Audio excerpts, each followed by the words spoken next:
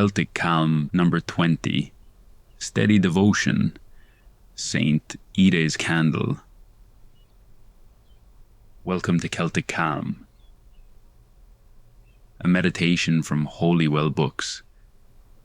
Find a comfortable position and gently close your eyes.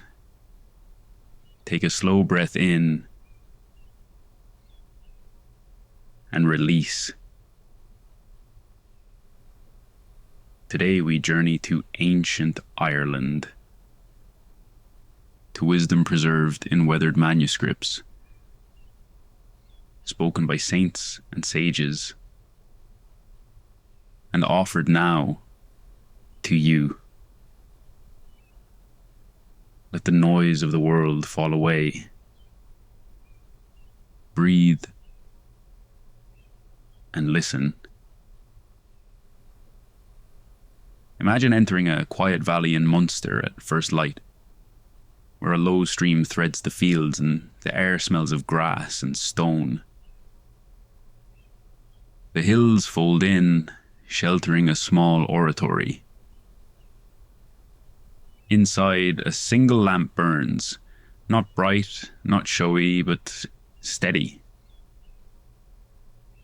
This is the light people associate with Íte of Killeedy, the woman early Ireland called the foster mother of the saints.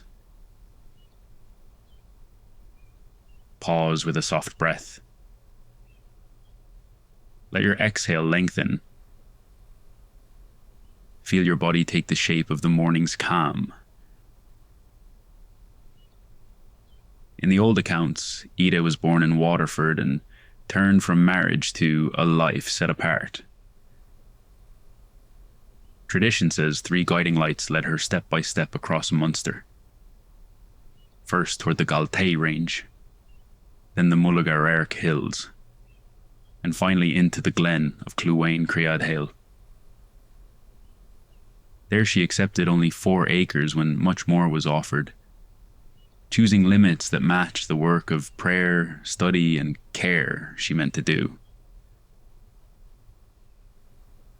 Take another slow breath. Let your ribcage widen, then settle.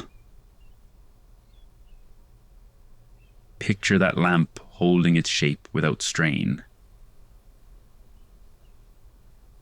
Her small holding grew into a place of learning and discernment.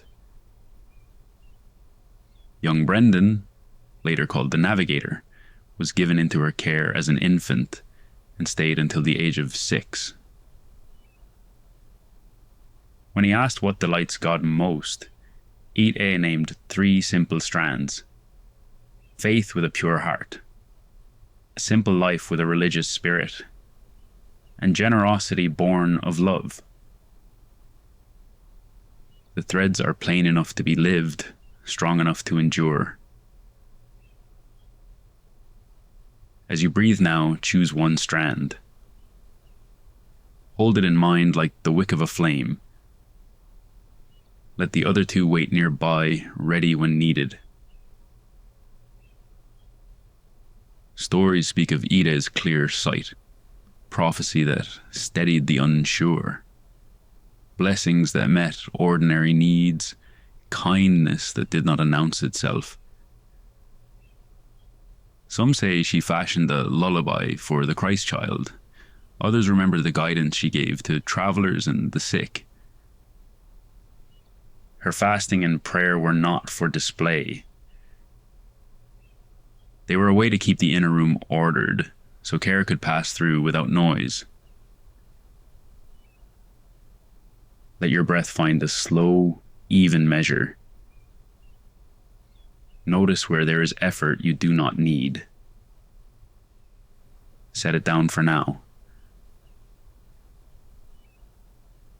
When illness came near the end of her life, Íte continued to bless her community and the people of the valley. She died around the year 570. The monastery buildings later fell, but her resting place remained a point of prayer. A nearby holy well, once known for healing children, kept her name alive in the soil. What endured was not size or power. It was the shape of attention, measured, faithful, exact. Let this become the center of your meditation. Where could less become the right measure? What 4-acre field in your life needs tending, no more and no less? Which one action matches the strand you chose? Faith, simplicity, or generosity? Breathe gently. Release the shoulders downward. Allow a small, steady warmth to gather behind the sternum. Return to the oratory for a final look. The lamp is trimmed, the oil is set, the flame is clear. Outside, the hedge is dry in the lifting light. Someone steps in to pray, to learn, to ask for counsel, then steps out again, carrying a task that fits their hands. Nothing here is grand. Everything is intentional. Hold this last image.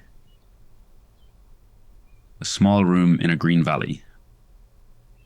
A woman at prayer. A flame that does not waver. Take one last deep breath. Inhale, remembering the 3 strands that shaped Íte's teaching. Exhale, choosing one small act that carries them into your day. When you are ready, open your eyes. Carry with you Íte's lesson that sufficiency can be holy, that clarity can be kind, and that a steady light tended well is enough to guide the way. Rest here in this peace.